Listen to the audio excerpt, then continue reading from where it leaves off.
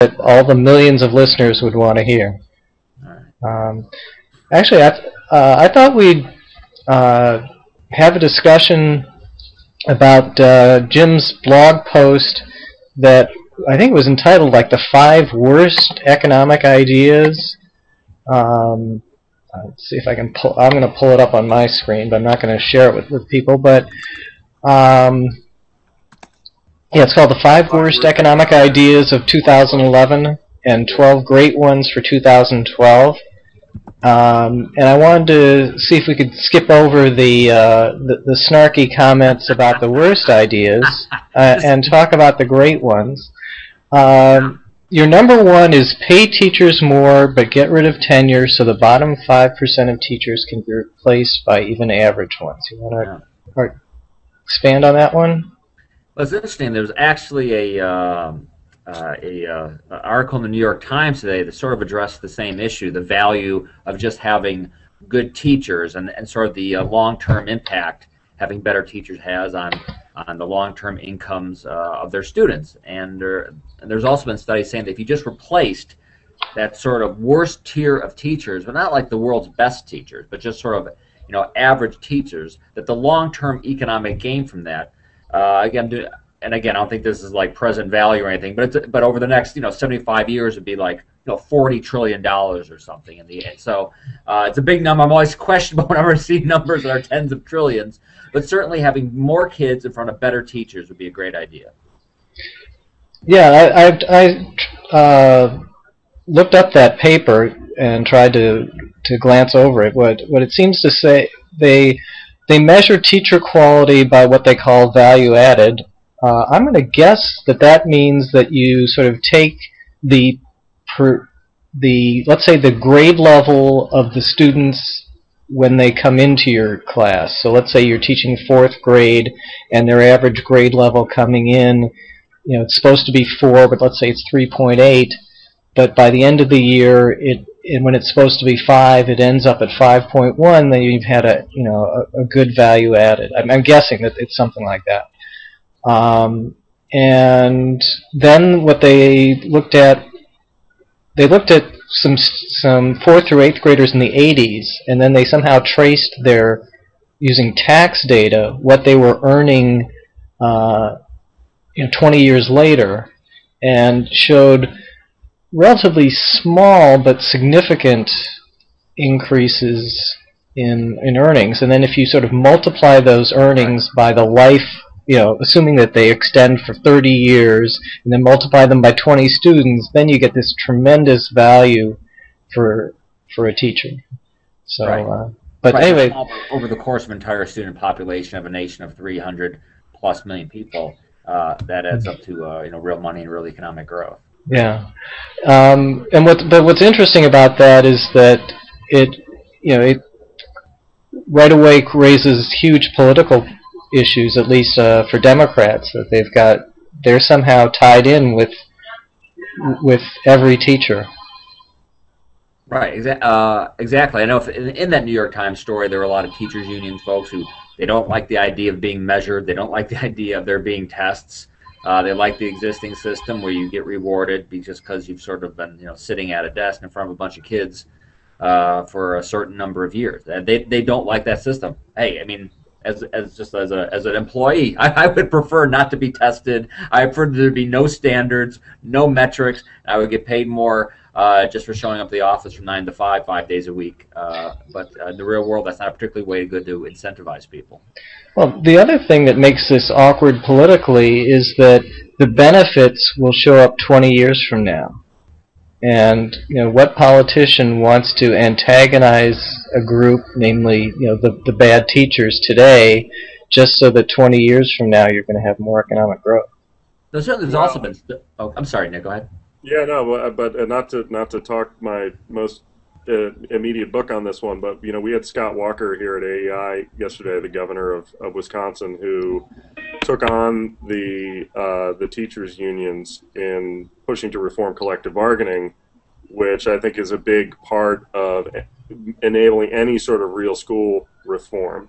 And what's happened to him is they're now pushing for his recall, and if they get enough signatures by the middle of January, they will force an election in Wisconsin in I think June or July is when they would have the election, and he could get kicked out of office, which is why I think that race is hugely important, because as Arnold's saying, so if the payoff is until 20 years from now, your incentive to really go after them, there has to be some immediate payoff. And if in the case of Walker, if the guy gets booted from office because national teachers unions were able to basically force him out, what other reform-oriented governor is going to try that in the future? It's a real. I mean, the politics of it are potentially deadly. Well, no, I think you're right. If you're looking for sort of the immediate payoff, and there certainly are studies that also just on the education part that show that if you actually have better trained teachers, particularly in the issue of being able to just run a classroom management, that actually can have a pretty big impact on kids' test scores right away, though obviously on their future incomes would take a number of decades. But right, the budgetary impact that can be far more immediate, and certainly is another selling point, for sweeping reform and depowering these teachers unions. All right, why don't we move on to your second point, which might get faster payback: encourage more high-skilled immigration. That seems to be. I refuse to. That's brother Nick. He's going to take it from here. Okay. No, this is Jim knows this has been my hobby horse of late. I mean, nothing is more frustrating than seeing the Republican Party, which is supposed to be the party of growth, obsessed with the illegal immigration issue to the point of basically ignoring the role of skilled immigrants. I mean, I'm a little bit more of a softie on the illegal question than maybe some of my conservative friends, but when you talk about economic bang for the buck, I mean, bringing in more skilled immigrants from around the world is a no-brainer, and yet we have a truly insane immigration system, and there are no reforms even towards trying to get more skilled immigrants in, because everything is held hostage to this need for a comprehensive immigration reform, which is unlikely to happen. So it's a real. I mean, this is a free lunch. I mean, or as close as you can get to a free lunch, because it's a costless way of bringing in human capital that can drive growth. Now, how? When I've written about it, I'm sure you've gotten the same emails from high-skilled Americans say all you're doing is bring in a bunch of competition and going to drive down our wages. Thanks a lot. Yeah, and you do hear that. I mean, I don't think it's ultimately zero sum, and the people who have been looking at these things, Madeline Zavodny just has a paper out about this, shows that the wage effect isn't pronounced at the high end, and that you actually have job increases, that skilled immigrants are associated with job increases. Part of that is because they can start companies and there's an entrepreneurial effect. But you do hear that, and look, when unemployment is high, it's a hard sell to say, yeah, let's expand the labor pool. But that's if you think about it from a dynamic standpoint, I think you come to a different conclusion. Right. I think you're right.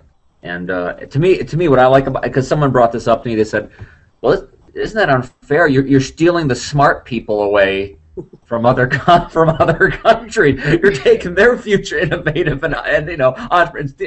And my answer is, listen. As far as kind of a big global picture, we are taking the planet's smartest, most dynamic people, and we are putting them in there's no other environment, no other place on Earth where they can flourish like they can in America. It's our gift to the world. And that may bring up your third point, where, is America still the best place for these dynamic people? Your third point is reduce regulatory barriers to new business creation. Do you have some specifics in mind on that? I don't have lots of specifics on mine. In fact, my a blog post I was going to do this week, and I'll probably do it next week, I was going to take each of those 12 points and begin to flesh it out, because they deserve, as you can tell just by what Nick said about immigration, a lot more than just the single sentence. Though certainly when you talk to entrepreneurs and small business people, they seem to think there's this blizzard of regulations. And in fact, there was just a study by the American Action Forum that looked at the total cost of new Obama regulations in 2011. They got the Obama administration. They identified about $1 million of bad regulations. They also instituted about $240 billion of new regulations. And I would imagine within that $242 billion, there might be one or two bad for job growth. John Cochran had a good post on this recently where he said one thing we should hope for maybe in the coming year is there's a tendency to focus on, partly in the context of the financial crisis, this debate over more regulation versus less regulation, which is okay, that's fine, but there's sort of diminishing returns to thinking of it that way because a lot of it is just really, really bad regulation. I mean, Arnold, you can talk about this in the context of certainly the financial services industry, but it's not always just a question of more or less, but also what existing regulations are doing. Yeah, and it's always sort of rule based and form based, and so you should keep adding one more form to fill out and one more rule that you have to sort of comply with or work around. And it sort of, it kind of adds up that way. Let me suggest moving on to the fifth one then, of phase out and eliminate pricey and market distorting subsidies like the mortgage interest deduction. By the way, apparently we did manage to phase out part of the ethanol subsidy. Did you see that story? Right. So I think is certainly people are recognizing more, not just sort of the budgetary impact of all these subsidies, but the way they distort incentives. And obviously, to me, there's sort of no better example than the bad incentives given to the financial industry and housing industry, which you can blame. Obviously, there's a lot of blame to go around, but certainly having bad incentives for people, whether to devote too many of our own national resources into housing, whether it's bankers feeling that you can go and make bad decisions because eventually the government's going to bail you out.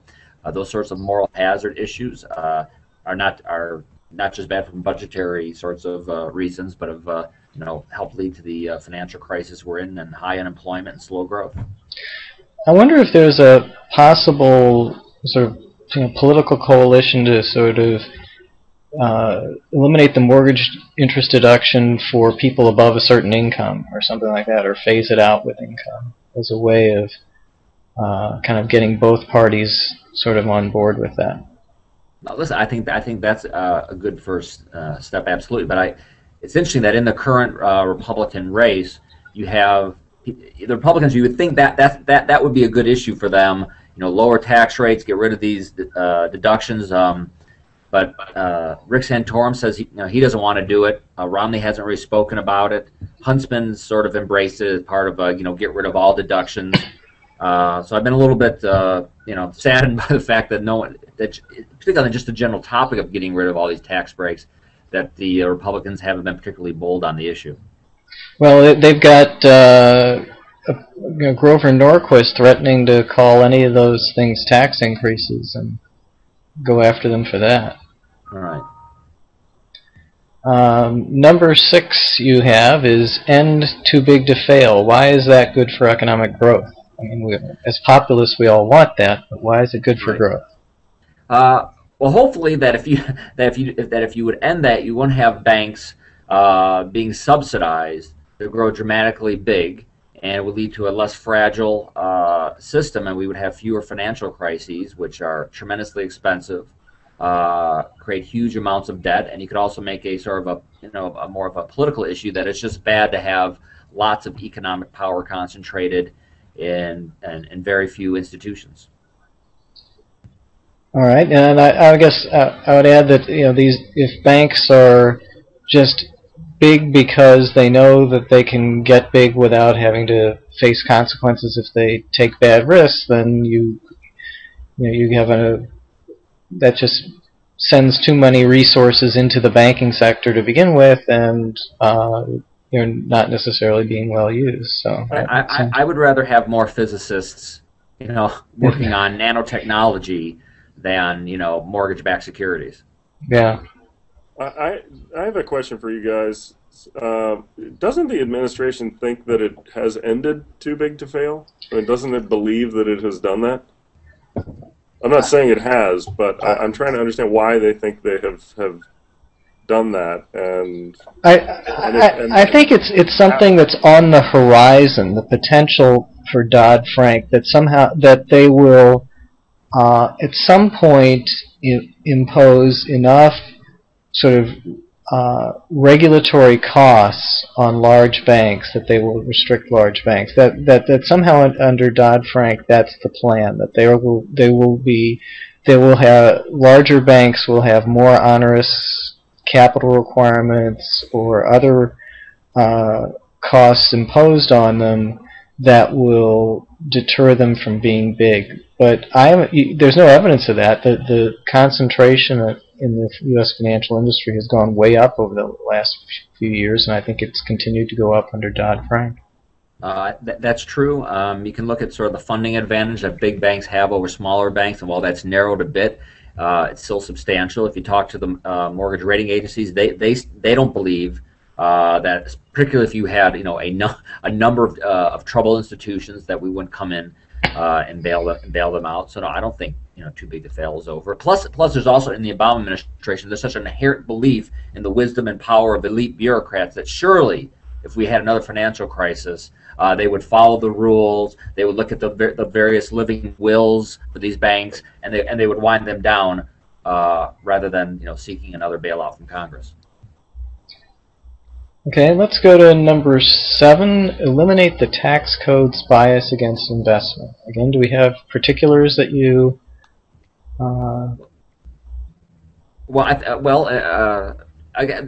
You're a big Bradford ex-tax guy. Do you want to take this? Because that would be one way of doing it. Well, currently we have tax income heavily, and we don't, and we tax investment, and we don't tax consumption probably as much as we should. And I think most folks think that moving more towards consumption-oriented taxation is the way to go. There's certainly penalties for investing, and I'm not sure that's what we want right now. Though you say in this current climate where you have folks on the left saying that we need more demand. It's an aggregate demand problem, saying that we need consumption taxes. Tip the scale in favor of consumption, taxing consumption heavily. It's hard to sell that right now, but I think certainly in the long run, that's would be beneficial to move taxes in that direction. Yeah, the other way. I'm sorry. Go ahead. Yeah, the other way that it's hard to sell to the left is that the people who save and invest, if you reduce taxes on that, then that's going to increase wealth disparity and income disparity. It won't necessarily increase consumption disparity, but it will increase wealth and income disparity, and that really bothers people on the left. So that would be another political hurdle. I think when I first saw Jim's post, I kind of singled out only two of these ideas that were clearly going to be problems for the left, and this I thought was one of them, eliminating the tax code's bias against investment. Well, one practical problem is the U.S. tax code is currently, and certainly relative to a lot of European countries, it's actually pretty progressive. And any serious reform of any kind, as best I can figure, will make the tax code more regressive. I don't know if there's any, and when we talk about taxing consumption, I don't think there's any way around that. So that's a very easy thing to demagogue. My preference would be that we would try to address the inequities of society on the spending side, and less so trying to do it through the tax code. But any time you want to make a dramatic change that moves it in a more consumption-oriented tax code, you're going to get demagogued on this, and I don't know practically how tax reformers overcome that. Yeah, and the interesting thing is, if you go with your approach and do it on the spending side, it's very easy to target low-income people. What you lose by having a, quote, less progressive tax system isn't the ability to help poor people, it's the ability to hurt wealthy people. And envy. right. But this is really one of those ideas that you can find that there's some bit of, at least on the economic side, you can find plenty of left of center economists who think this is a good idea, who think it would increase growth. I think maybe what some liberals would say is fine. You want to have a consumption tax, but then you would also have to have some sort of other income tax, maybe a flat tax, but would just have to apply to very high income earners to try to keep the kind of progressivity they wanted. And of course, certainly conservatives, we don't want there to be brand new streams of revenue to the government without perhaps getting rid of the old stream, because then you're just going to add up with two, which is a lot of the complaints about the VAT. They will end up with a value-added tax at some point, plus an income tax. But just on the idea, on the general idea, and I get into a lot of arguments with liberals about this, that this isn't some sort of secret conservative plan, that there are certain economists, left and right, who see the value of not taxing, or at least eliminating the bias against tax code's bias against investment and savings, and taxing consumption. Do you think it's conceivable that we would ever exchange a VAT for the corporate income tax? I think nothing that can be called a VAT. I mean, the hatred is so intense because it's value added, it's a sales tax, it's national, it's a European tax.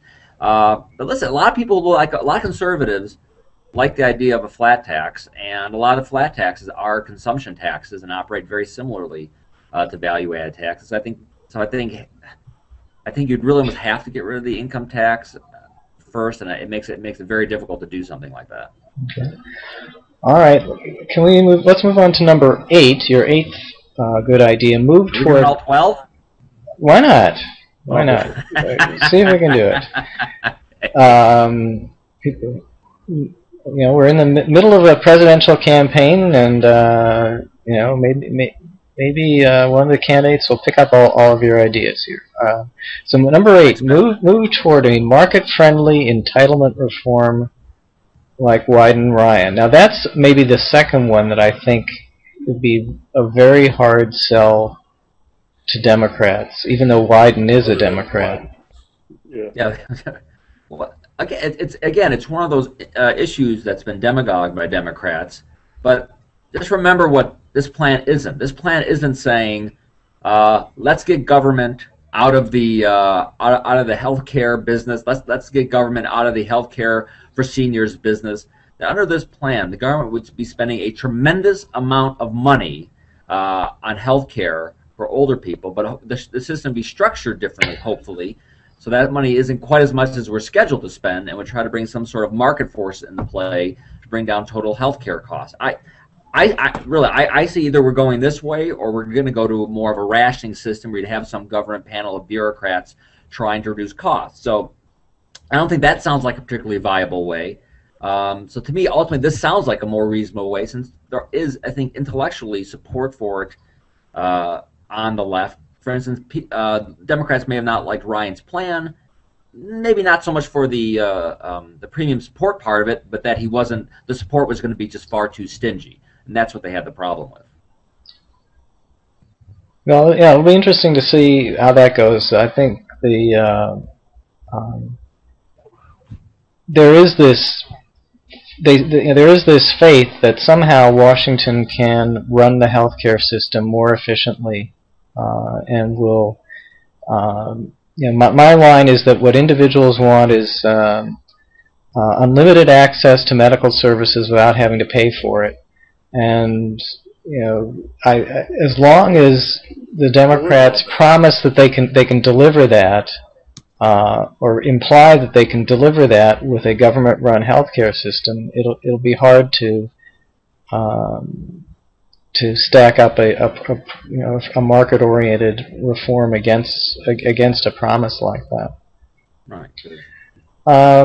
Your last 4, 9 through 12, are those sound more. I was pretty drunk when I wrote those. Let's just keep that in mind. those, I really don't know what they say. Okay. Something about mirrors on the moon. Yeah. No, your last four are sound like they're right out of Alex Tabarrok's book, Launching the Innovation Renaissance. They are. So create a patent system with a length of legal protection depending on the cost of innovation and imitation. And that's kind of what Alex suggests. And that sounds like real common sense to me. Do either of you guys know what is it just the patent lawyers that won't let that change, or what? There's one good argument against this change, I think, which is basically the way the system is now. And the intuitive argument is, well, look, software is one thing, a biologic drug is another thing. Why would they have the same patent protection? And so why don't we split those apart and give them separate, patent protection and lengths? And the one good argument I've heard against doing that is that you have the software guys on the one hand and the pharmaceutical guys on the other because they have different interests in this, they can't really game the system too much in their own favor. Whereas if you split it apart, and so it's kind of a public choice argument. Whereas if you split them apart and then with the software guys get their own patent protection, they can then lobby to work it to their own advantage, and the pharmaceutical guys can do the same. So while the current system is not perfect for everyone, if you started to subdivide the terms for patents, you'd have more effective rent seeking, and you might end up in the long run with a worse system for everybody that was too protected incumbents too much. I don't know if I'm convinced by that argument, but there's some logic to it, certainly. So right now, you've got people lobby. If the drug companies wanted to lobby for 50-year patents, you'd have people fighting them. Software. But if they were broke off separately, then there might not be anybody fighting them over a 50-year patent. Right. Because who fought? For when you had the copyright extension, which I don't think most people don't, other than the folks who are vested in it, think was a really good idea. You didn't have a sort of countervailing force within the system adequate to defend against that, and so the current system is lousy. I mean, and there are other problems besides just this one, but it is one argument I heard that was made by a guy who was he teaches intellectual property law at Temple University. I saw him at a conference last March, and I said, why don't we do this? Makes so much sense. He said, yeah, but think about this. And it was the first time I thought about, well, okay, the current system is terrible, but in an effort to improve it, maybe we do make it worse. So I don't know. Okay, and then number 11 is have fewer kids in college getting liberal arts degrees, more in business-run worker training programs. So I was just noticing, I haven't read the article yet, that Virginia Postrel has a defense of the art history major. But go ahead.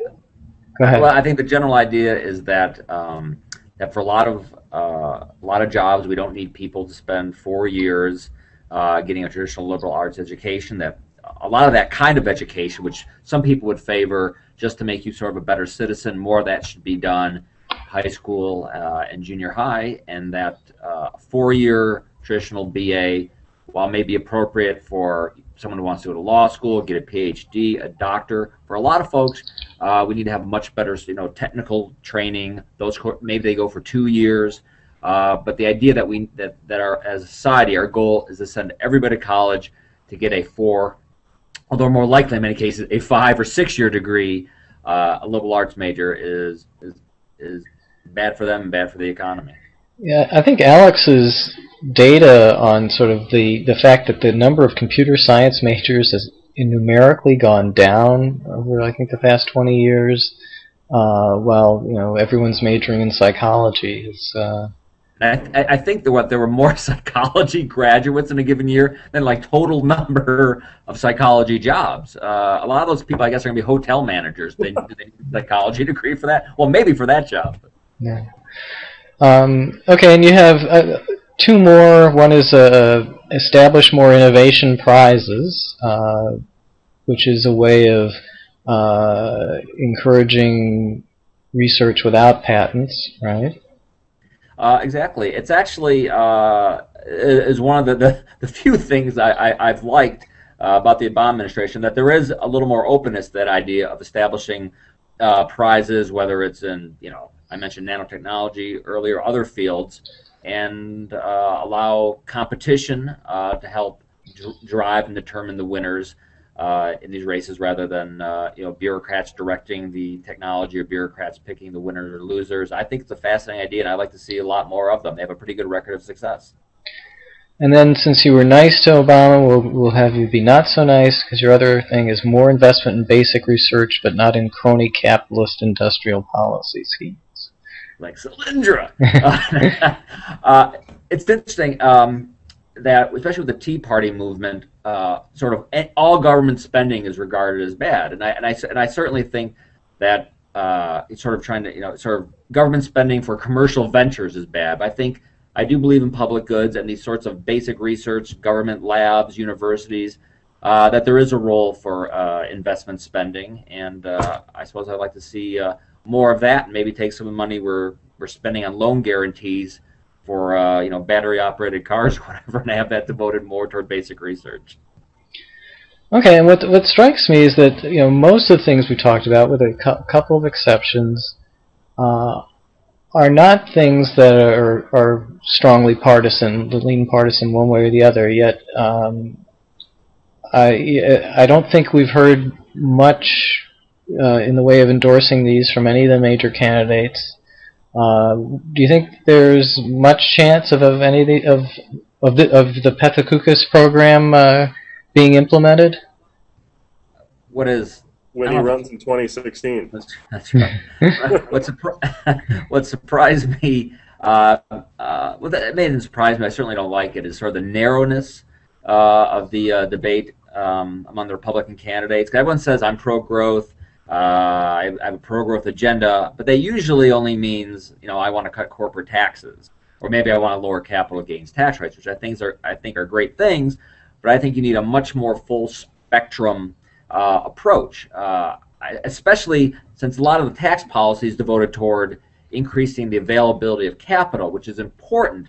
But what's also important is doing things which increase the amount of technological change and innovation, which we've heard far less about. And that this agenda of 12 things, like I said, I could find plenty of left-of-center economists who think many things are good ideas, which gives me some hope that there is some sort of common pro-growth agenda that you could actually pass in a somewhat, and maybe more than slightly better political environment on Capitol Hill.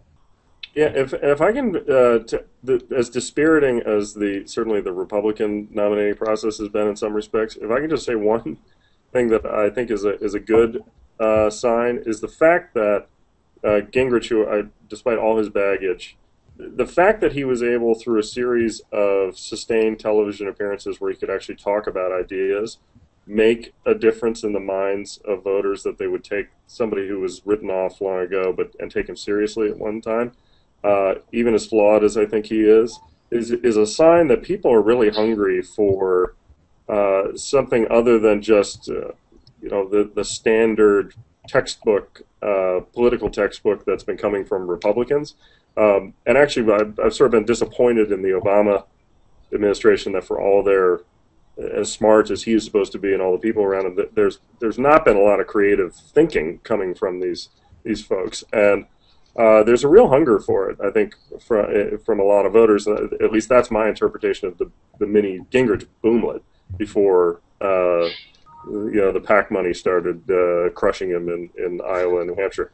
But there is real hunger there for some genuine new ideas and approaches to problem solving. All right, so I think, why don't we sign off here, since we've taken probably more than half an hour, and